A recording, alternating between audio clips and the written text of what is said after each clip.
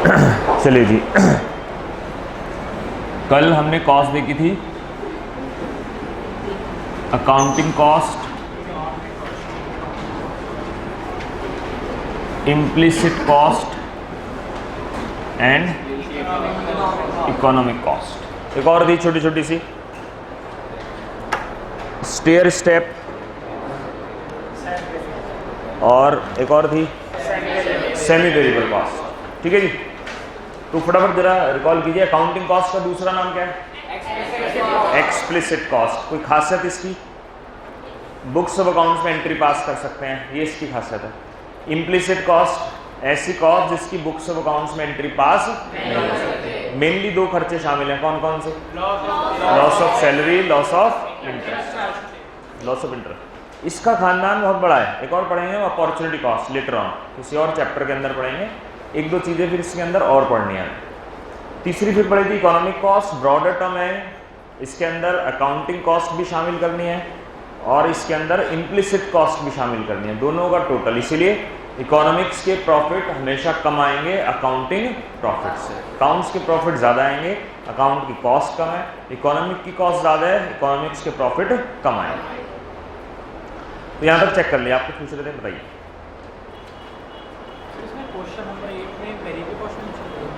Question मैं करा दूँगा अभी, इसके अलावा बताइए। क्वेश्चन आज कर लेंगे, मिल गए नोट सबको आज है ना? क्वेश्चन आज कर लेंगे हम। और बताइए इसके अलावा पूछना है? बड़े आगे चल।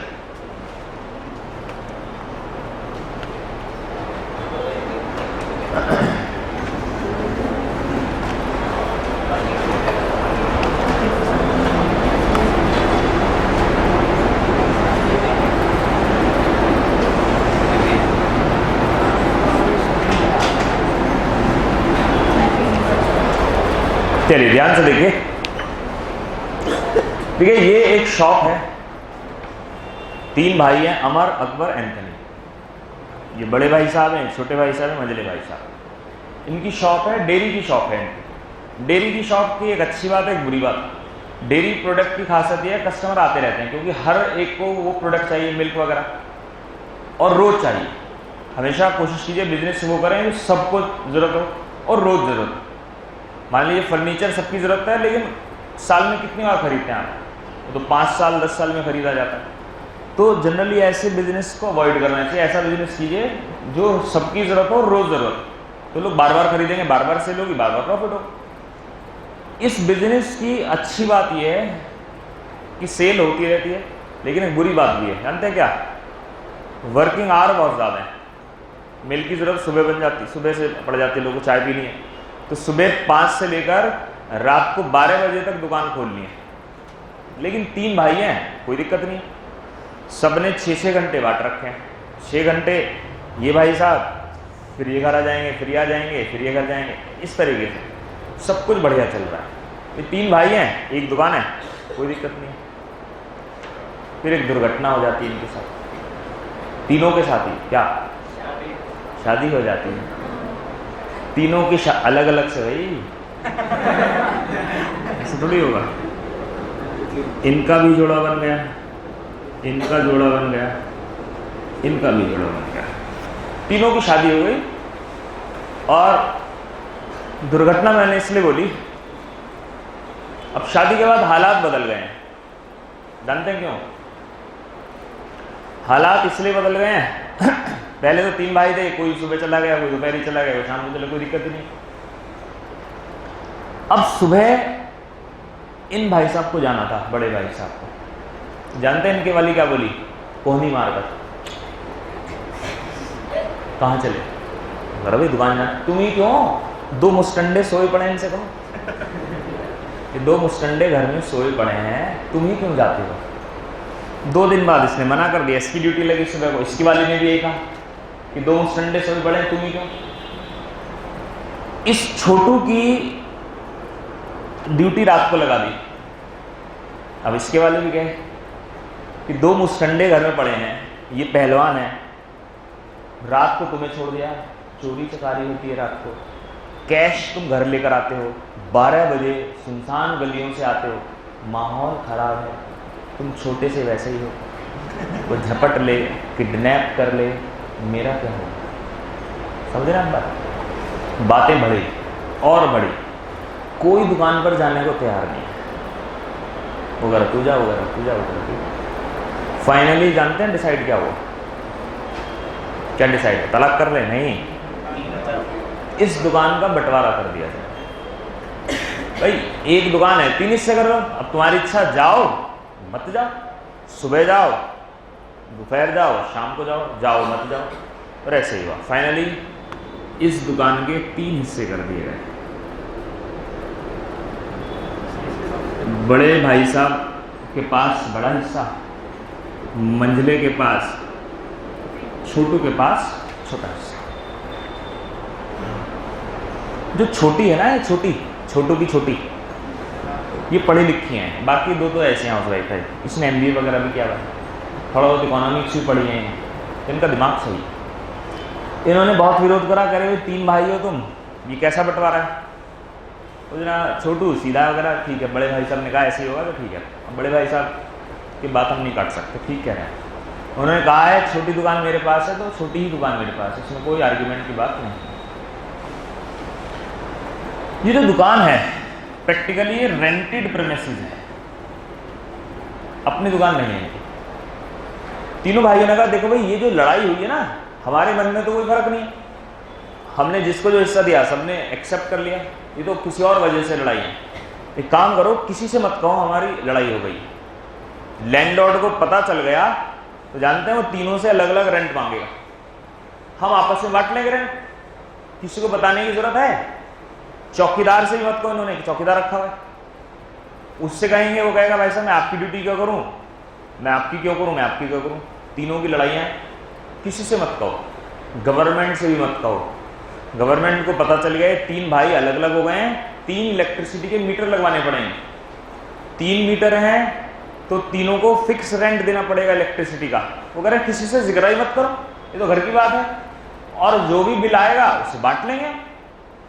तो जितना भी बिजली का बिल आएगा उसे बांट लेंगे, किराया आएगा उसे बांट लेंगे, जो गार्ड की सैलरी है उसे बांट लेंगे। किसी से कहने की जरूरत भी क्या है, और ठीक भी बात। तीनों भाइयों ने कहा ये बात ठीक करें आप, किसी से कुछ कहने की जरूरत नहीं। रेंट महीना पूरा हुआ पहला और 30,000 रुपये का रेंट देना है। बड़े भाई साहब ने कहा देखो भाई किराया देना है और लैंडलॉर्ड को पता नहीं चलना चाहिए, मैं ही हर बार देकर आता था तो मैं ही जाऊंगा 30,000 रुपये लेकर। तो एक काम करते हैं, हम तीनों भाई 10-10 हज़ार रुपये मिलाते हैं। तीनों ने कहा ठीक है, 3 भाई 30,000, 30,000 डिवाइड बाय 3, 10,000 10,000 10,000, 30,000 रुपये बड़े भाई साहब ने लिए और लैंडलॉर्ड को जाकर चुकाए। लैंडलॉर्ड को भी नहीं पता चला, किसी को भी नहीं पता चला। शाम को जब छोटू घर आया तो छोटे ने कहा है क्या कमा के लाए, कहाँ है पैसे? वो कह रहा वो तो किराया दे दिया। अरे कितना किराया दिया? कह रहा 10,000 रुपये। भाई साहब ने कहा था 30,000, 3 भाई आपसे लड़ाई नहीं, किसी को नहीं बताना, वो सब स्टोरी बताई। छोटे ने कहा ठीक है कोई बात नहीं। बड़े भाई साहब ने कहा, जेठ जी ने कहा है कोई बात नहीं। छोटे ने कहा एक काम करते हैं, ये जो शॉप है हमारी छोटी सी है, हमारी शॉप के पास ही एक बड़ा कॉलेज है, यूनिवर्सिटी है, एक काम करते हैं हम इसमें कैफ़े खोलते हैं और एक 24x7 की लाइब्रेरी, जिसको भी बैठना है फ्री, ऊपर तक की मंजिल बना लेते हैं इसे, 2-3 फ्लोर और ऐसे ही करा इन्होंने इसको लाइब्रेरी, ऊपर लाइब्रेरी थी, नीचे कॉफ़ी शॉप, इस तरीके से इन्होंने इसे बनाया और फ़ायदा हुआ। खूब बच्चे आने लगे, फ्री में बैठने की जगह थी, बैठने लगे, खा पीने वहीं, इनका काम चल निकला। लेकिन एक दिक्कत थी, 24 घंटे दुकान चलेगी तो इलेक्ट्रिसिटी का बिल भी ज़्यादा आएगा। 3 AC हर फ्लोर पर लगाने पड़े, 3 AC, 3 AC, 3 AC, 3 AC ऐसे। ये जो बड़े भाई साहब हैं, इन्हें डॉक्टर साहब ने कहा है कि देखो AC वेसी मत चलाना, तुम्हारी तबीयत खराब रहती है। इनके पास 2 पंखे हैं बस, इसके पास भी ऐसा ही हाल है, 2-3 पंखे हैं इसके पास।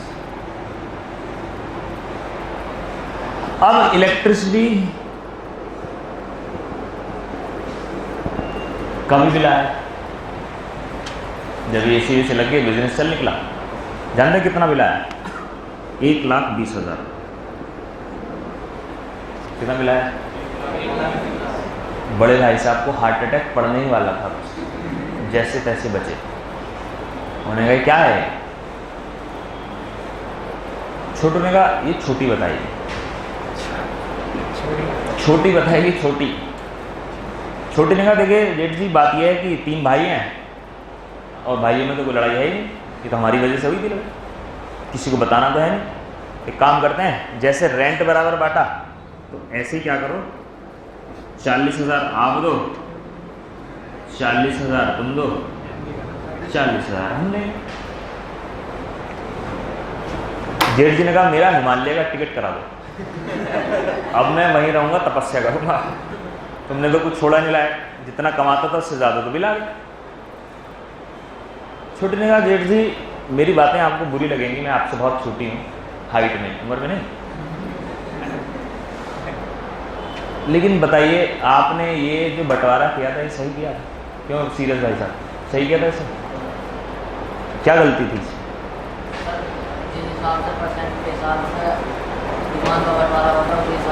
पहले तो दुकान का बंटवारा ही गलत है, चलो कर भी दिया तो कुछ तो रीजनेबल बात करो। नहीं समझे आप बात? 30,000 रुपये पूरी जगह के हैं और पूरी जगह में छोटू के हिस्से में कितने? सिर्फ 10%। तो 30,000 का 10% तो देगा वो। लॉजिकली इसे किराया 10,000 रुपये नहीं देना चाहिए था, कितना देना चाहिए था? तो बात सही। छोटी ने बड़े भाई को खूब सुना, खूब सुना, और बड़े भाई ने अपनी सारी जायदाद छोटी के नाम कर हिमालय चले गए। तो यहां पर सीखने वाली बात क्या है? सीखने वाली बात यह है, अच्छा इसमें बताइए जब ये बंटवारे हो गए तो छोटू को बड़ा दुख हुआ, मेरे भाई थे साथ जाते थे, अब कैसे होगा, ये तो अलग हो गए हम।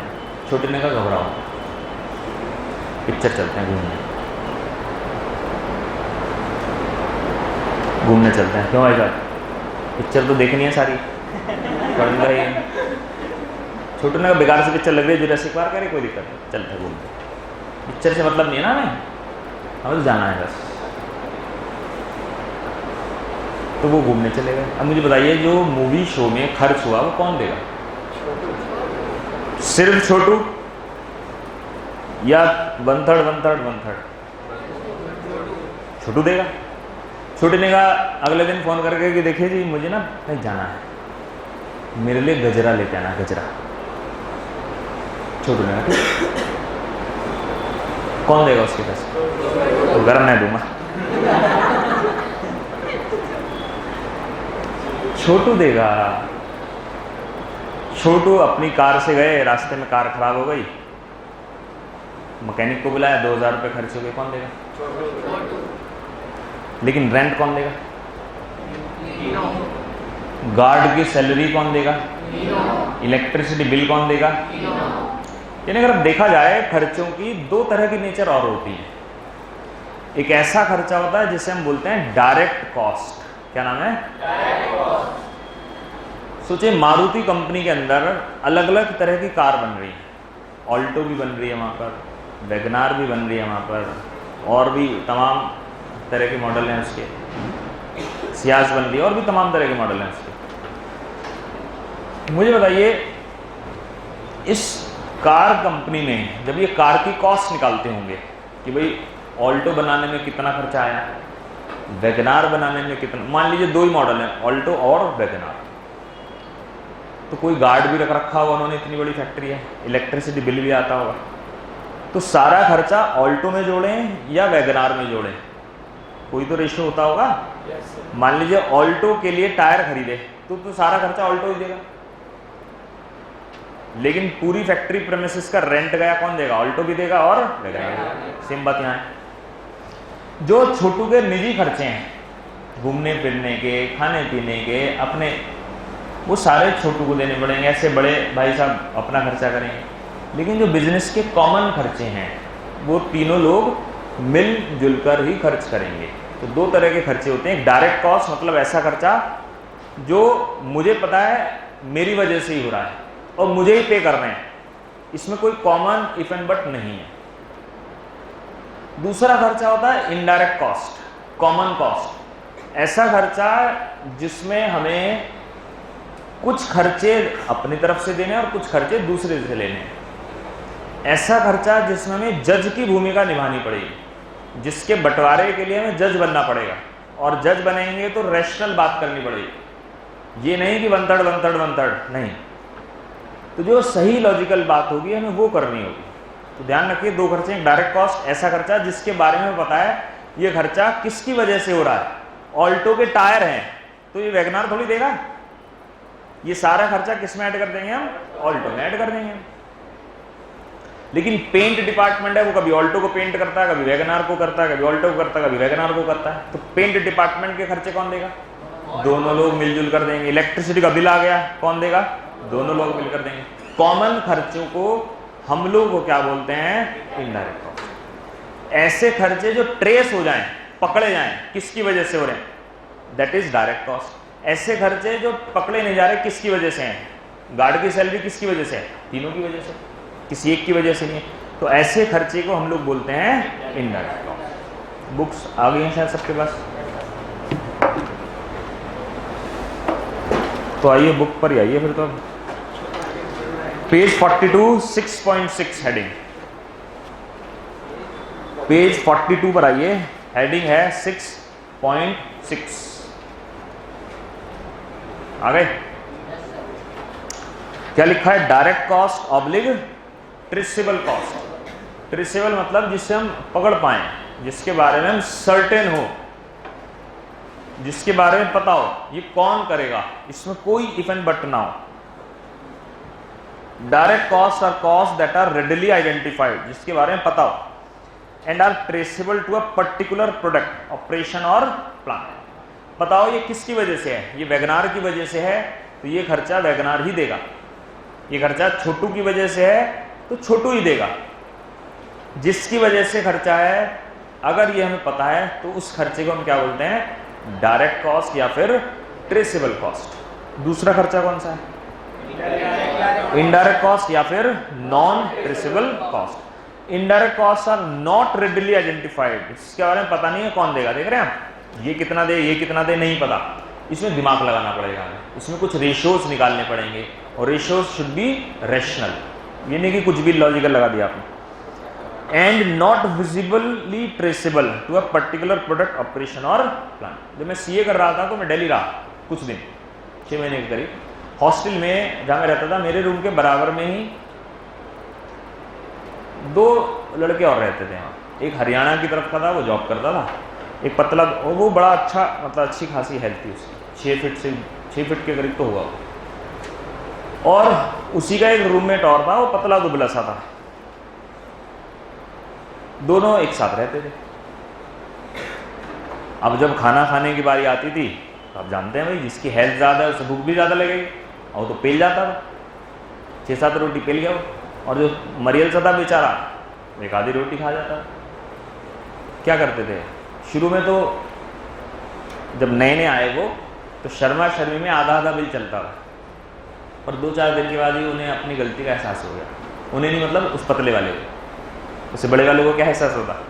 तो फिर उन्होंने रेशो निकाला था 80-20, कि भाई जो भी बिल आएगा, जाएंगे तो साथ ही, ऐसा था नहीं मैं लग जा रहा हूँ तो लग जा रहा है। तो 80% पेमेंट कौन करता था, हरियाणा वाला, और 20% कौन करता था, मरियल। सिगरेट पीते थे दोनों, वो बराबर बांटते थे, मतलब रेशियो तय थे उनके। फिर हॉस्टल में उन्होंने एसी का कनेक्शन लिया, उसका भी बिल आधा आधा करते थे। एसी के लिए अलग से पेमेंट करनी होती थी वहाँ, या तो आप रूम में एसी लीजिए या मत लीजिए। एसी का कनेक्शन लेंगे तो अलग से इलेक्ट्रिसिटी बिल आएगा, उसकी अलग से पेमेंट जाती है 2000 रुपये महीना। तो उसका बिल कितना करा उन्होंने, आधा आधा।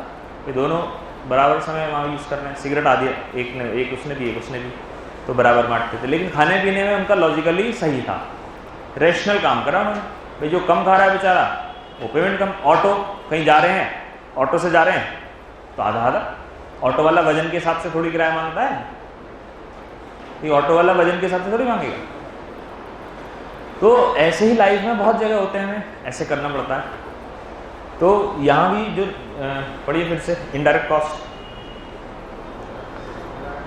Are not readily identified and not visible traceable to a particular product operation, और जो किसी एक की वजह से नहीं हो रहे हैं, इनडायरेक्ट, किसी एक की वजह से हो रहे हैं डायरेक्ट। क्या क्या है इसमें? Common rent and electric power expenses etcetera. ऐसे कोई भी खर्चे जो कॉमन हैं, ऐसे कोई भी खर्चे जो कॉमन हैं वो क्या कहलाएंगे? इनडायरेक्ट। ऐसा कोई भी खर्चा जो कॉमन नहीं है क्या कहलाएगा? ये नेचर है, पता होना चाहिए हमें, क्योंकि जो इनडायरेक्ट कॉस्ट है उसमें ध्यान लगाना है आपको कि हमने जो बंटवारा किया है वो रेशनल किया है या नहीं किया। इसकी तरह ना कर दें बस गलत। पेंट डिपार्टमेंट है मान लीजिए, ऑल्टो को भी करता है, वैगनार को भी करता है, ऑल्टो को भी करता है, वैगनार को भी करता है। 1 लाख रुपए खर्च हो गए पेंट डिपार्टमेंट, कौन देगा? दोनों देंगे। ऑल्टो पर जो पेंट हुआ 20 ऑल्टो पर पेंट हुआ, वैगनार पर जो पेंट हुआ 200 पर हुआ, तो क्या बराबर बांट दें? क्या लॉजिकल है कि हम कहते हैं यार 2 है बराबर? नहीं, अरे जिसमें ज़्यादा 200 पर हुआ है और एक पर 20 ही हुआ है, तो जाहिर सी बात है इस पर कम आएगा, उस पर ज़्यादा है। तो कॉमन खर्चे बांटते हैं बड़ी सावधानी से। लास्ट कॉस्ट है आउटले कॉस्ट। आउटले कॉस्ट कल भी डिस्कशन किया था हमने। डेप्रिसिएशन एक्सपेंसेस है लेकिन पे नहीं करना, ऐसी था ना? डेप्रिसिएशन एक्सपेंसेस है बट पे नहीं करना, तो ये कॉन्सेप्ट थोड़ा सा गलत है, थोड़ी सी बातें इसमें गलत हैं। इसलिए एक और कॉस्ट होती है आउटले कॉस्ट। ऐसा खर्चा जो पॉकेट से निकाल कर करें, वही खर्चा है। ऐसा खर्चा जो पॉकेट से निकाल कर दें, हम खर्च बस उसे ही मानते हैं। आपने पढ़ा होगा अकाउंट्स में कॉन्सेप्ट होता है अकाउंटिंग ऑन कैश बेसिस। हमारे यहाँ कौन सी चलती है? Mercantile basis, accrual basis. हमें कहते हैं कि पेमेंट कब कर रहे हैं उससे मतलब नहीं है, ड्यू हो गया तो खर्चा मान लो, ऐसे करते हैं ना अकाउंट्स में हम लोग। एक्रूअल बेसिस होती है। एक और कॉन्सेप्ट होता है कैश बेसिस। वो कहते हैं कि जब पेमेंट करेंगे खर्चा हम तभी मानेंगे। मान लीजिए सैलरी 1 महीने स्टाफ ने काम करा, 30 दिन काम करा, तो 30वें दिन उसकी सैलरी ड्यू हो गई, लेकिन हम पेमेंट करते हैं 10 दिन बाद, तो एक्रूअल बेसिस तो 30वें दिन ही उसे खर्चा मानकर डेबिट कर देगा। कैश बेसिस कब करेगा? उसके 10 दिन के बाद, जब एक्चुअल पेमेंट हम करें। तो आउटले कॉस्ट मतलब वो सारे खर्चे जो पॉकेट से निकाल कर दें। क्या डेप्रिसिएशन कभी पॉकेट से निकाल कर देते हैं? और कौन से खर्चे हो सकते हैं? गुडविल राइट ऑफ हो सकती हैं, पेटेंट्स कॉपीराइट राइट ऑफ हो सकते हैं, प्रोविजन फॉर डाउटफुल डेट्स हो सकते हैं। प्रोविजन जितने भी होते हैं वो सब कैसे होते हैं? Non cash. बड़ी outlay cost. Outlay cost involves actual outlay funds. Actual outlay मतलब जो एक्चुअल में पे करने हैं, वेजेस, मटेरियल, रेंट, इंटरेस्ट, ये सब। Depreciation is not included as outlay cost. इसमें डेप्रिसिएशन शामिल नहीं होगा। और भी लिख सकते हैं आप, goodwill write off, preliminary expenses write off, patents copyright write off, है ना, प्रोविजंस फॉर डाउटफुल डेट्स, ये सभी चीज़ें जिनका कैश से कोई लेन देन नहीं। ठीक है जी, तो ये 2 बातें हो गई हमारी कंप्लीट। क्वेश्चन देखिए जरा झटपट। फर्स्ट क्वेश्चन देखिए, the cost that from hiring incur in hiring or purchasing any factor of production is referred as. जो खर्चा जो आपको कोई गुड्स परचेज करे तो अकाउंट्स में आता है, गुड्स परचेज करना अकाउंट्स में आता है, और अकाउंट्स में आएगा तो क्या नाम होगा? Explicit. Second, which of the following is an example of an explicit cost? Explicit का मतलब जो अकाउंट्स में आता है, the wages a proprietor could have made by working as an employee of a large firm, the income that could have been earned, the payment of wages, the normal profit. पता नहीं क्या लिखा है, तो ए और बी में तो लिखा है कहीं और काम करते हैं हम कमा सकते हैं, वो तो अकाउंट्स में लेते नहीं हैं। अकाउंट्स में कौन से लेते हैं हम? जो वेजेस की पेमेंट हम करते हैं, तो सी आंसर है। क्वेश्चन 3 मैंने आपको एग्जाम्पल लिखवाया था, अगर वही 1 लाख रुपए का रेवेन्यू है, 75,000 एक्सप्लिसिट है, 30,000 रुपीज इम्प्लिसिट कॉस्ट है, तो इकोनॉमिक्स के प्रॉफिट माइनस के 5,000 और अकाउंट्स के प्रॉफिट 25,000। इकोनॉमिक की कॉस्ट 1,05,000। कल मैंने एग्जाम्पल लिखवाया था, वही है। क्वेश्चन 4, इम्प्लिसिट क्या है? Wages, electricity, interest on owned money, अपने पैसे पर इंटरेस्ट, यानी मेरी सेविंग का इंटरेस्ट। मैं बिजनेस करूंगा तो मेरी सेविंग के इंटरेस्ट का लॉस हो जाएगा। तो कौन सी इम्प्लिसिट है इसमें? सी है। 5 to 10 और 11 to 14। अभी छोड़िए, आगे आइए। 15, 16, 17 करते हैं पहले। 15 देखिए। If there are implicit cost of production, वो कह रहे हैं अगर इम्प्लिसिट कॉस्ट है तो क्या होगा? दो बातें होंगी। क्या होंगी? इम्प्लिसिट कॉस्ट है तो इकोनॉमिक की कॉस्ट ज़्यादा आएगी और इकोनॉमिक्स के प्रॉफिट कम आएंगे। तो ए पॉइंट तो बिल्कुल ही झूठ लिखा है। वो कह रहे हैं इकोनॉमिक्स के प्रॉफिट बराबर आएंगे। बी सही लिखा है, इकोनॉमिक्स के प्रॉफिट कम आएंगे अकाउंट्स से। 16 एग्जाम्पल बताइए इम्प्लिसिट कॉस्ट का। Interest that could have been earned on retained earning used by the firm to finance expansion. Retained earning जो हमारा पैसा है उस पर जो हम पैसे कमा सकते थे, अब बिजनेस करने की वजह से नहीं कमाएंगे। रेंट तो अकाउंट्स में आता है, इंटरेस्ट लोन पर भी अकाउंट्स में आता है, वेजेस ये भी अकाउंट्स में आता है। तो ये आंसर है। 17 जो गलत है वो ढूंढना है।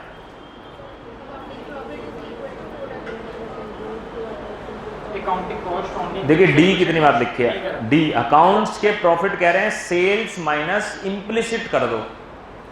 ये तो कोई भी प्रॉफिट नहीं है, क्योंकि इकोनॉमिक्स में भी sales minus explicit minus implicit होता है। इन्होंने क्या लिख दिया? अकाउंट्स में होता है रेवेन्यू माइनस एक्सप्लिसिट। इन्होंने क्या लिखा है? Revenue minus implicit. ठीक है ये बात। तो आइए क्वेश्चन 5 से पहले एक स्टोरी है, मैं स्टोरी पढ़ देता हूँ, आप ही को करना है क्वेश्चन। रजिस्टर में पीएनएल अकाउंट बना लीजिए दो, एक अकाउंट्स वाला एक इकोनॉमिक्स वाला। क्वेश्चन 5 से पहले की स्टोरी है, दो पीएनएल अकाउंट बनाकर छोड़ दीजिए झटपट। मैंने कहा ऐसा क्वेश्चन जब भी कभी आए तो आपको बस पीएनएल अकाउंट बना लेने हैं बस। कोई भी क्वेश्चन पूछे सारे आंसर आ जाएंगे।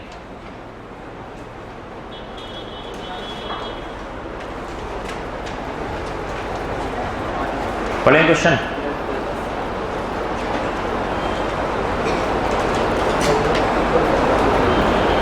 पढ़िए। Anisha quit her job. कोई अनीशा है, उन्होंने अपनी जॉब छोड़ दी, वही रामलाल की तरह। बॉस ने डांटा, उसने कहा हमें जॉब नहीं करनी। अनीशा ने अपनी जॉब छोड़ दी है, तो क्या सेक्रीफाइस करा होगा? सैलरी का।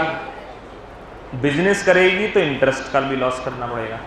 तो Anisha quit her job at a private company where she earn ₹290। अच्छे खासे 2,90,000 रुपये को लात मार दी अनीशा ने और कहा भैया मुझे तो जॉब नहीं करनी अब। She withdraw ₹4 lakh in saving account, और 4 लाख रुपए बैंक से निकालना ही अपने। सेविंग अकाउंट है, लोन अकाउंट नहीं है।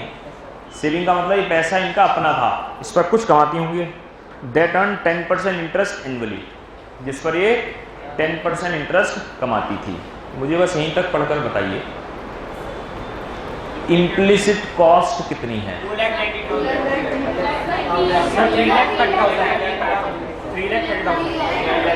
इकोनॉमिक्स वाले में लिखिए इम्प्लिसिट कॉस्ट। इकोनॉमिक्स वाले में बना लीजिए implicit cost. Loss of salary 290, loss of interest 40,000 into 4 lakh into 10%, 40,000।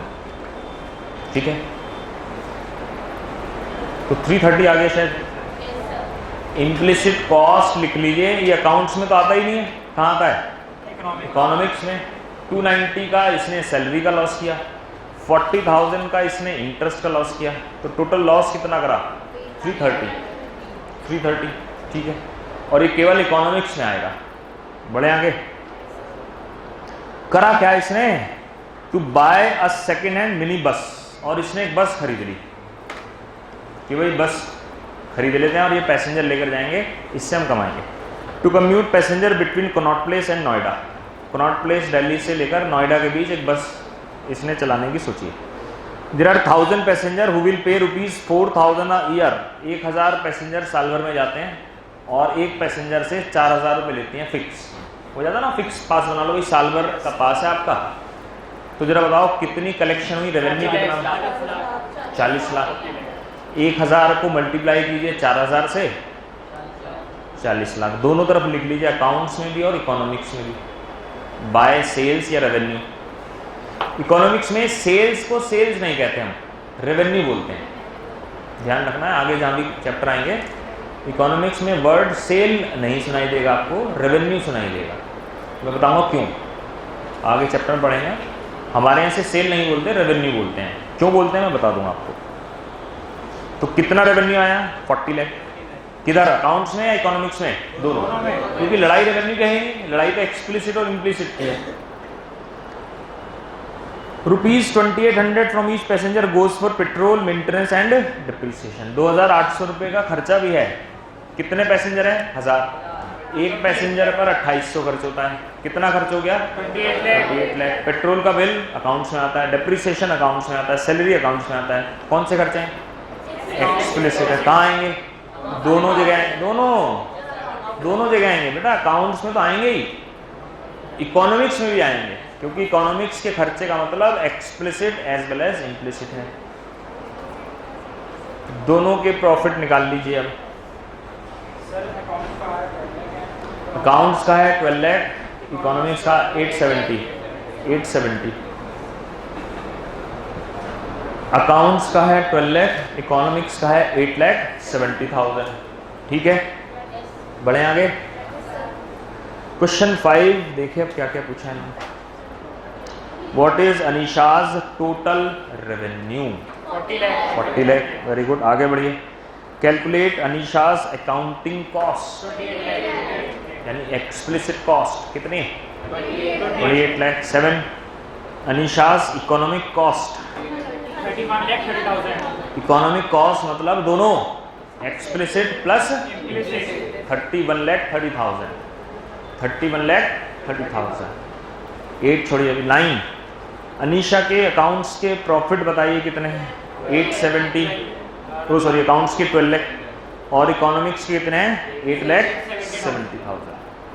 फिर बताइए अकाउंट्स में प्रॉफिट है, इकोनॉमिक्स में, दोनों में? इस क्वेश्चन में अनीशा को प्रॉफिट किस में? अकाउंट्स में, इकोनॉमिक्स में या दोनों में? दोनों में। 8 पढ़िए। We can say that Anisha earned economic profit but suffered accounting loss. ऐसा तो कभी हो ही नहीं सकता, ऐसा तो हो ही नहीं सकता। अकाउंट्स में तो लॉस है, इकोनॉमिक्स में प्रॉफिट है, कैसे हो जाए? उल्टा तो हो सकता है एक बार को, तो ये तो गलत है। Earned economic profit and accounting profit, दोनों में प्रॉफिट है। ये बात सही है, ये बात बिल्कुल सही है, दोनों ही जगह प्रॉफिट है। ठीक है जी, पूछना है कुछ? इसमें लोन था इस क्वेश्चन में क्या? नहीं। लोन होता तो उस पर इंटरेस्ट जाता, उस पर इंटरेस्ट जाता तो इम्प्लिसिट में आता है, एक्सप्लिसिट में आता? एक्सप्लिसिट। अगला क्वेश्चन पढ़िए।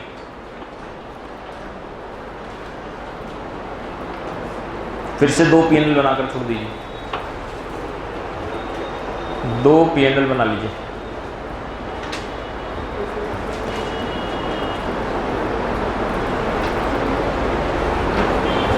दो P&L अकाउंट बनाइए।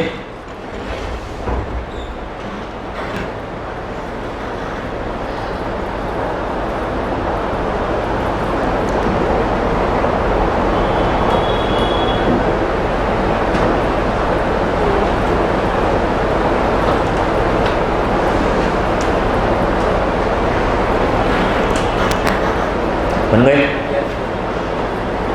बाई साइड में लिख दीजिए रेवेन्यू, रेवेन्यू दोनों जगह, ये तो आएगा ही। 2 साइड में लिख दीजिए एक्सप्लिसिट कॉस्ट दोनों जगह, और इकोनॉमिक्स वाले में लिख दीजिए 2 इम्प्लिसिट कॉस्ट, 2 तरह की होगी वो।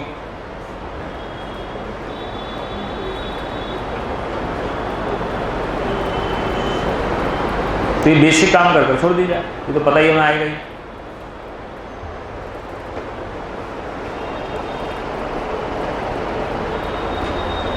पढ़े क्वेश्चन, पढ़िए। Nicole owns a small factory, Nicole है जिनकी अपनी खुद की फैक्ट्री है।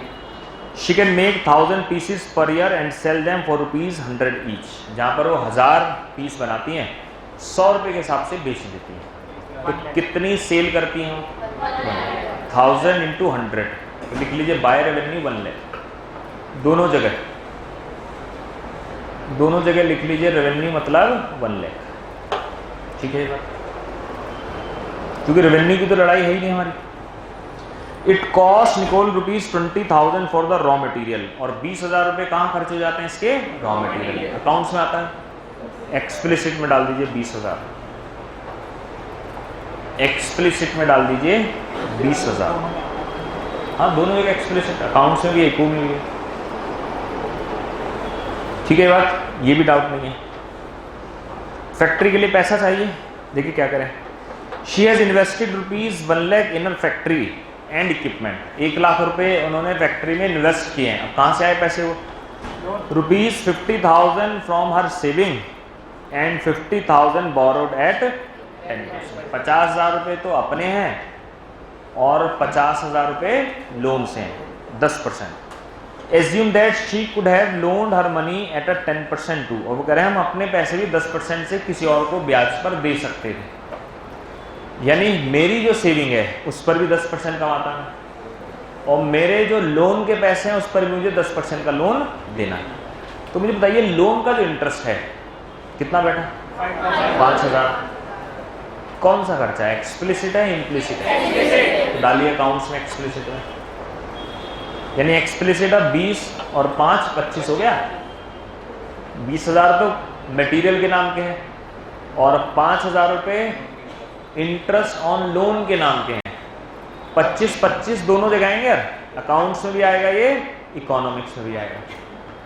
लेकिन 50,000 रुपये वो कह रहे हैं हमारे सेविंग के हैं, जिस पर भी हम 10% कमा सकते थे। 5,000 रुपये और कमा सकते थे हम, तो कहाँ आएगा ये? इम्प्लिसिट में आएगा, लॉस ऑफ इंटरेस्ट में डाल दीजिए। अभी तक ये नहीं बताया क्वेश्चन ने कि ये सैलरी से कितना कमा सकती थी। लिखा है लास्ट में, Nicole can work at a competing factory for ₹40,000 per year. वो कह रहे हैं अगर हम कहीं और फैक्ट्री में काम करती निकोल तो 40,000 रुपये वहाँ से वो इजीली कमा सकती थी। तो लॉस ऑफ सैलरी कितना है? 40,000। बस आपको एग्जामिनेशन हॉल के अंदर ये P&L बना लेना झटपट बस। और अब ICAI को चैलेंज करो, पूछो क्या पूछना है, सब आंसर आ जाएंगे। क्वेश्चन 11 है जी, अकाउंटिंग कॉस्ट कितनी है? 20 मटेरियल के, 5,000 लोन के इंटरेस्ट के, कितना हो गया टोटल? 25,000। 12 इकोनॉमिक कॉस्ट कितनी है? इकोनॉमिक में दोनों शामिल होते हैं, इसमें गलती करते हैं बच्चे, खाली इम्प्लिसिट ले लेते हैं। दोनों explicit as well as implicit, दोनों शामिल करने हैं। तो शायद 70,000, 45 + 25 70,000। अकाउंटिंग प्रॉफिट कितने हैं? 75,000।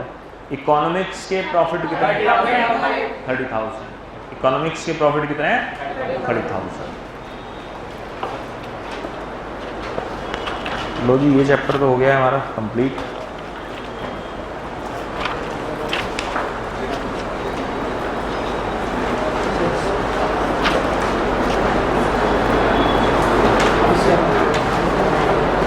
देखिए क्वेश्चन लिखे, अब कल मुझसे किसी ने पूछा था, देखता हूँ वो कहीं स्पाइरल में ही है कहीं।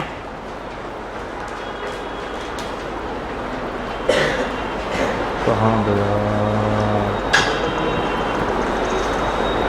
ये रहा, लिखिए।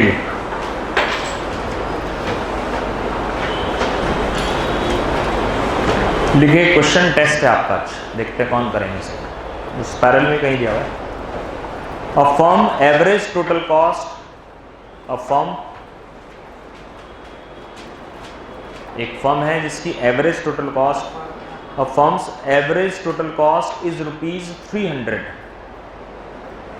ATC जो है वो 300 है, at 5 units of output। ये भी क्वेश्चन बहुत बार आ चुका है एग्जाम में। A firm's average total cost is ₹300 at 5 units of output। 5 unit हैं अगर, तो एवरेज टोटल कॉस्ट कितना है 300 एंड रुपीज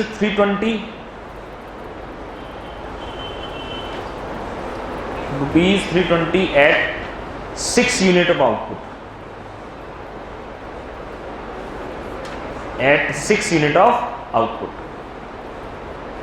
5 यूनिट है तो एवरेज कितना है 300, 6 यूनिट है तो एवरेज कितना है 320। Calculate marginal cost, calculate marginal cost of 6th unit. जल्दबाजी ना करें, बिल्कुल भी जल्दबाजी करने की जरूरत नहीं है। Calculate marginal cost at 6th unit. 6 unit पर मार्जिनल कॉस्ट बताइए। 20 रुपए मार्जिनल मतलब एडिशनल। पहले 300 था, बढ़कर 320 हो रहा है, इसमें क्या बात है? पता नहीं क्या क्या आंसर बता रहे हैं लोग, कहां से बढ़कर आए हैं, कोई बात है? अरे 20 रुपए तो है।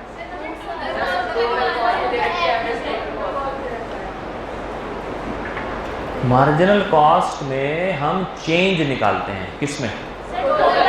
एवरेज में या टोटल में? बस ये ध्यान रखना है। ये क्वेश्चन बहुत बार आया है। इस क्वेश्चन का नाम है शिकारी क्वेश्चन। शिकारी का मतलब ऐसे क्वेश्चन हैं जो बच्चों को भ्रमित कर देते हैं, शिकार कर लेते हैं। हो गया ना शिकार? शिकारी क्वेश्चन है। फटाफट दिमाग में आता है, एडिशनली तो पूछा है 300, 320, 20 रुपये, और ऑप्शन में भी 20 रुपये देते हैं वो जानकर। उन्हें पता है शिकार हो जाएंगे बच्चे। लेकिन ध्यान रखना, मार्जिनल के फार्मूले में एवरेज का डिफरेंस करना है या टोटल का डिफरेंस करना है? टोटल कैसे निकालें? देखिए, एवरेज टोटल कॉस्ट का फार्मूला क्या है? Total cost divide by total quantity, है ना। एवरेज टोटल कॉस्ट है 300, कितनी यूनिट पर? 5 पर। तो टोटल कॉस्ट कितना आएगा? 300। और बाद में है 320, कितनी यूनिट पर? 6 पर। 1920। तो चेंज इन टोटल कॉस्ट कितना है?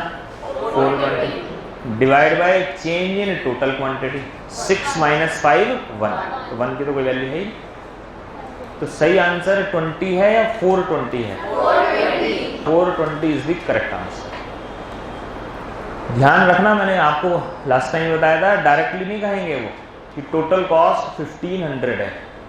हाँ, हिंट आपको देंगे, आपको हिंट कहीं ना कहीं क्वेश्चन मिल जाएगा। तो आपको एवरेज टोटल कॉस्ट दे दिया, टोटल क्वांटिटी दे दी। टोटल कॉस्ट देना चाहिए था, नहीं दिया। ये तो सी है, टोटल कॉस्ट डायरेक्टली नहीं बताएगा, ये है, आपको कैलकुलेट करना पड़ेगा। ठीक है ये बात? अब चेक कर लीजिए, आप कोई क्वेश्चन पूछ रहे थे तब, अब किसी को कोई क्वेश्चन जो नहीं हो पाया हो चेक कर लीजिए। है बेटा? सर वो अगले टॉपिक में। हाँ कोई बात नहीं, पेज नंबर बताइए मुझे। सर इस 47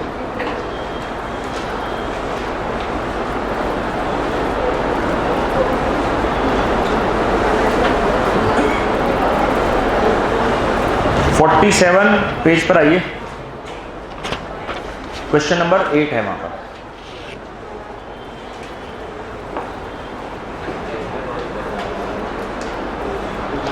क्वेश्चन नंबर 8 पढ़िए। Marginal cost change due to change in. देखिए इसके 2 आंसर हैं, समझ लीजिए। क्वेश्चन थोड़ा सा डिस्प्यूटेड है। मार्जिनल कॉस्ट में जो चेंज आता है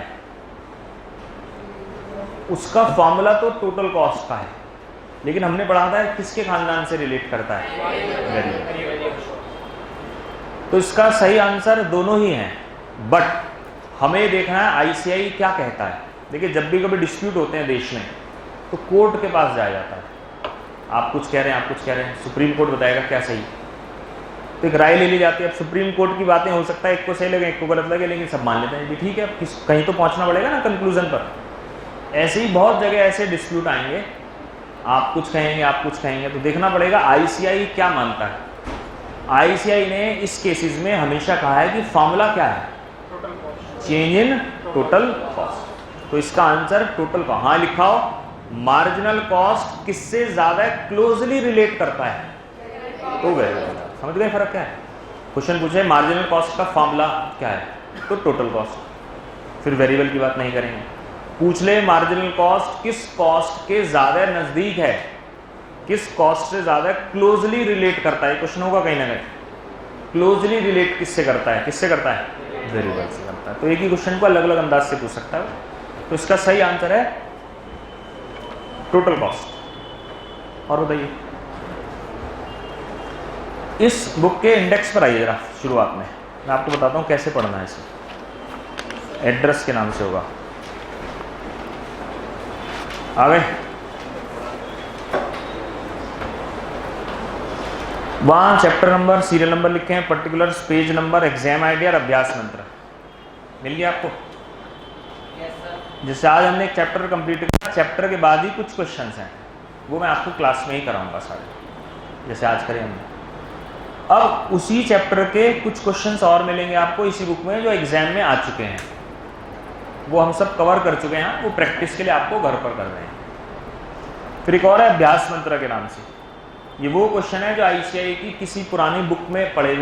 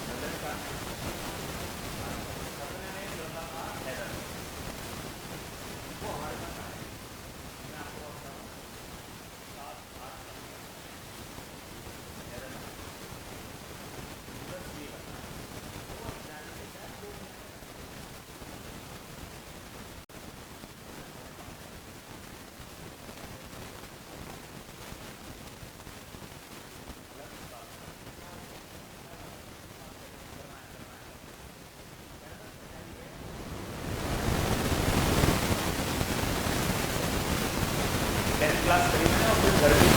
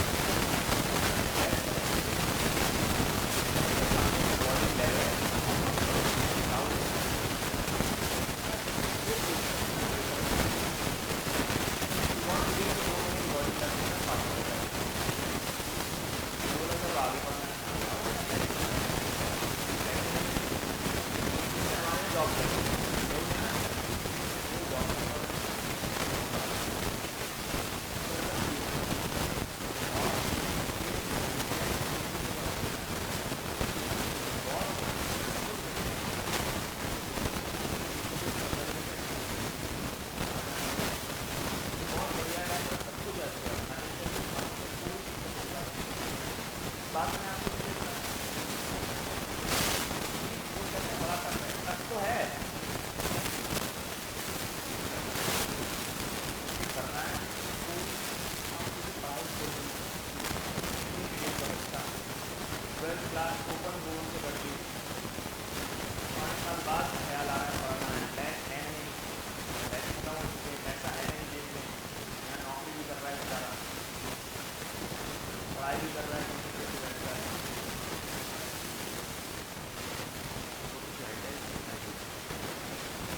देखोगे तो अभी देखोगे तो ये है तो मेहनत का कोई कॉन्फिडेंट लेडी थी 46 ईयर की एज में उनके हस्बैंड एक्सपायर हस्बैंड स्टार्ट ये नहीं करते प्रैक्टिस का काम क्लिनिक को आता है फाइल कर दिया क्लाइंट की रिटर्न फाइल करके तो वाइफ थोड़ी करेंगे बेटी थी क्या करें पहले करने सीखा कब पढ़ाई करी होगी, बस इसे ऐसा लगा कि मेरे अंदर क्या बेटी खोलने नजर आई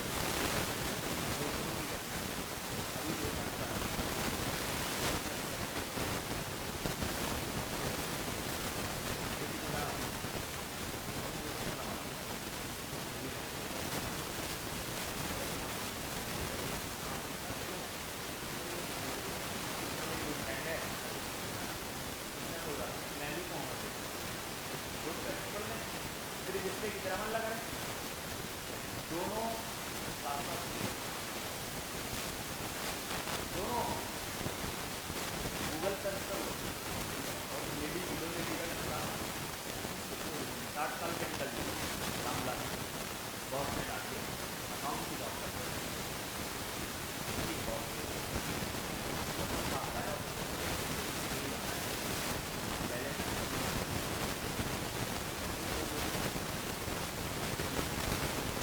बातें मैं आपसे कह रहा हूँ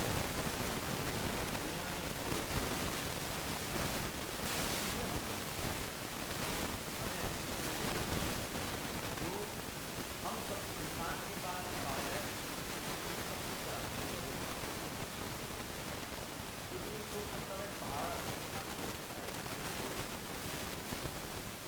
बाइक गिर गई पहाड़ से पहाड़ गिर 22 साल लगा रहा है पहाड़ को एक गोल तोड़ा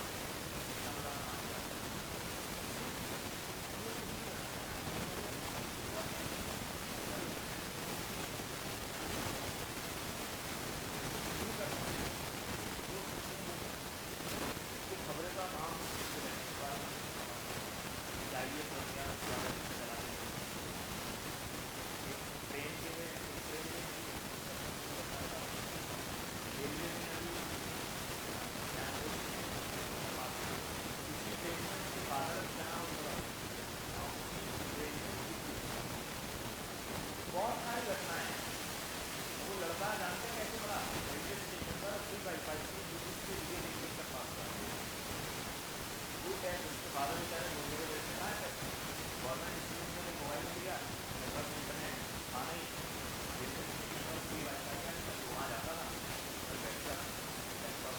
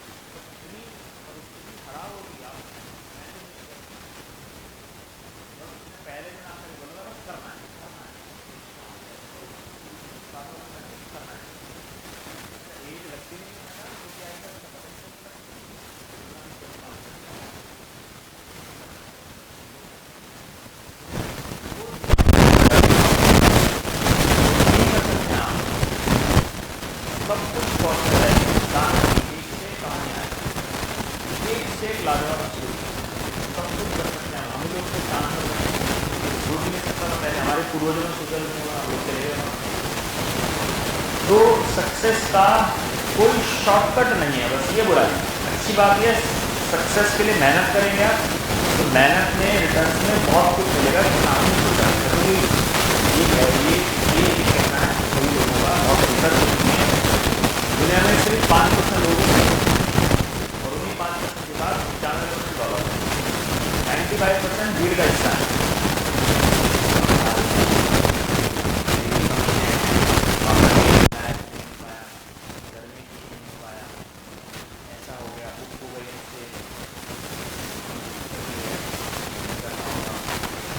बाकी लोग कुछ ना कुछ बनना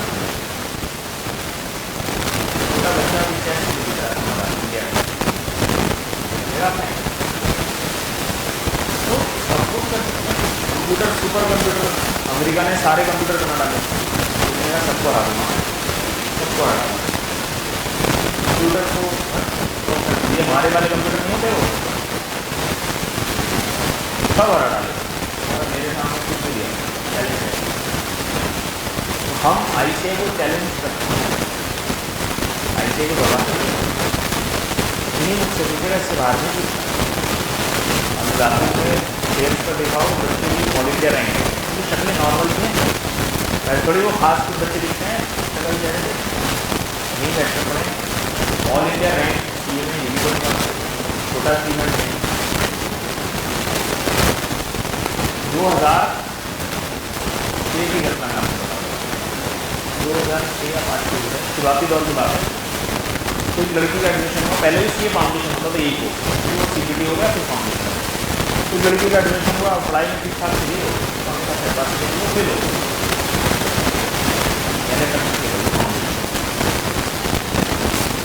और पहले रिजल्ट जो है हमारे पास ही आता था, इंटरनेट तो हमें नहीं बताना ऐसे ही हमारे पास आता था फिर हम बता देते बहुत बड़ी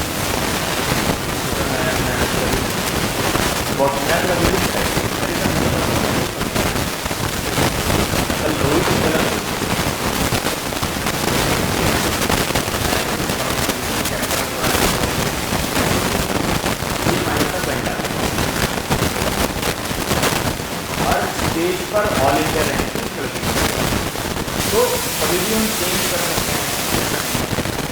मुझे लगता है कि हमारे अंदर कैपेबिलिटीज नहीं है, लेकिन हाँ लाइफ का वो हैदर है लड़का कितनी पोटेंशियल रही है, पढ़ाई छोटी बड़ी उनसे आता है नहीं मेरे अंदर तो बहुत पोटेंशियल है।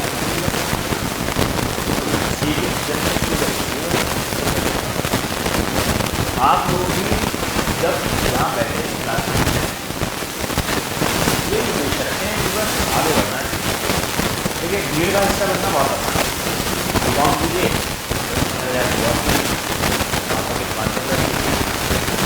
सब ऐसा क्यों लोग धोनी को याद करते हैं क्यों दर्द होता है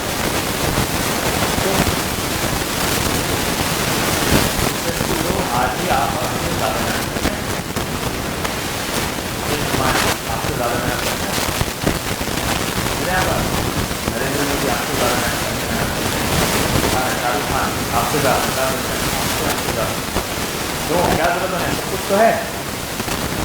तो मेहनत सक्सेस का वो शॉर्टकट नहीं है, दिक्कत नहीं है। आपको सक्सेस आज विराट कोहली नहीं कर रहा मेहनत नहीं कर रहा होगा ये भी नहीं चल रहा, उसका एफर्ट कम है। सक्सेस का वो शॉर्टकट नहीं, मेहनत करेंगे तो रिवॉर्ड जरूर है। तो आपको रेगुलर बेसिस पर ईमानदारी से मेहनत करें। पक्की बात है पास होने से तो कोई रोक नहीं, इस बात की गारंटी है। मत सोचिए आप UP बोर्ड में CBSE में ICSE में कोई फर्क नहीं पड़ता, ये सब बहानेबाजी तो बहानेबाजी है। ऐसा था मैं इसलिए नहीं हो पाया, मेरी खाना दूर से आता था, ये बहुत है ये फाइनल में बदला है मेरे पास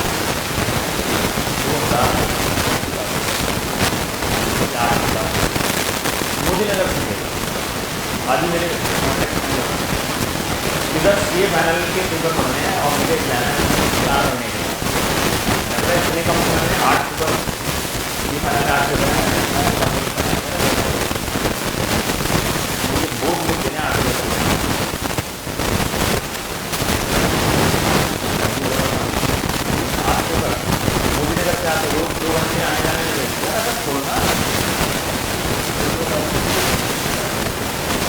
जो क्लास में वो पढ़ता था ना क्लास में, उसमें कोई पेन नहीं था, गाना तो लिख के बोलो मेरे को पढ़ो, तो ध्यान नहीं था। वो बोर्ड पर जाएंगे, आप मत करना क्या, सबका अपना एक तरीका, दूसरे को कॉपी क्यों करें, हम जितनी कंफर्टेबल है वो करना, वो लिखता ही नहीं रहा, कह रहा सर बस आप सुन दिया मैंने यहाँ बैठा दिया। पहली बार